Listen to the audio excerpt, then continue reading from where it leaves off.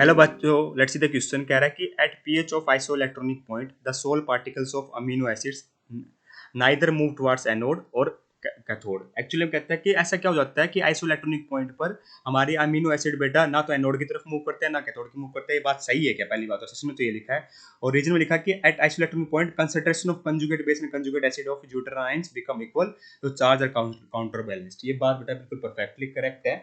Actually होता क्या है बेटा, आइसोइलेक्ट्रॉनिक पॉइंट में क्या होता है, मेरे जो जो जो हमारा अमीनो एसिड होता है, फॉर एग्जांपल मैं मान के चलता हूँ, जैसे मेरा अमीनो एसिड क्या है बेटा, मेरा सिंपलेस्ट ले लेते हैं NH2CH2COH, है ना।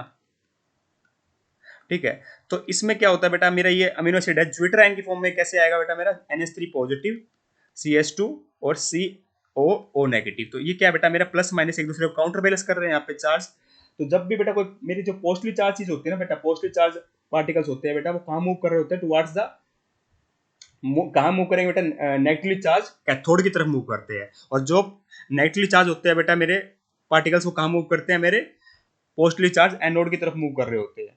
ठीक है, पर पर बेटा मेरा जब आइसोइलेक्ट्रॉनिक पॉइंट आ जाता है तो उस टाइम पे क्या होता है बेटा, मेरा ज्यूटराइन बन जाता है, और ज्यूटराइन के अंदर जो कंजुगेट एसिड और बेस का चार्ज होता है एक दूसरे को बिल्कुल इक्वल हो जाते हैं। इस कारण से बेटा चार्ज चार्ज एक दूसरे को काउंटर बैलेंस कर देते हैं। तो मेरा ज्यूटराइन तो ना तो एनोड की तरफ मूव करता है ना कैथोड की तरफ। अगर वो हमारे पोस्टली चार्ज होते हैं तो बेटा कैथोड की तरफ मूव करते हैं, और नेगेटिव चार्ज होते हैं तो बेटा मेरे एनोड की तरफ मूव कर रहे होते हैं। तो इसका मतलब क्या हुआ बेटा, ये बात बिल्कुल दोनों सही लिखी हुई है, रीजन भी करेक्ट एक्सप्लेनेशन दे रहा है कि जो सोल पार्टिकल होते हैं बेटा वो मूव नहीं करते। बात सही है, क्योंकि इस टाइम पे बेटा मेरे ज्यूटराइन फॉर्म में चार्जेस क्या हो जाते हैं, काउंटर बैलेंस हो जाते हैं। तो रीजन भी सही है और एक्सप्लेनेशन भी बिल्कुल सही है बेटा रीजन की एसेशन के लिए। तो ऑप्शन नंबर 1 को मैं टिक कर दूंगा कि बहुत एसेशन रीजन ठीक है, और रीजन करेक्ट एक्सप्लेनेशन भी दे रहा है हमारे एसेशन की।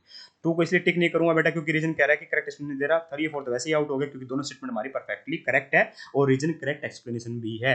I hope you got the answer. Option number 1 is perfectly correct here. Thank you so much.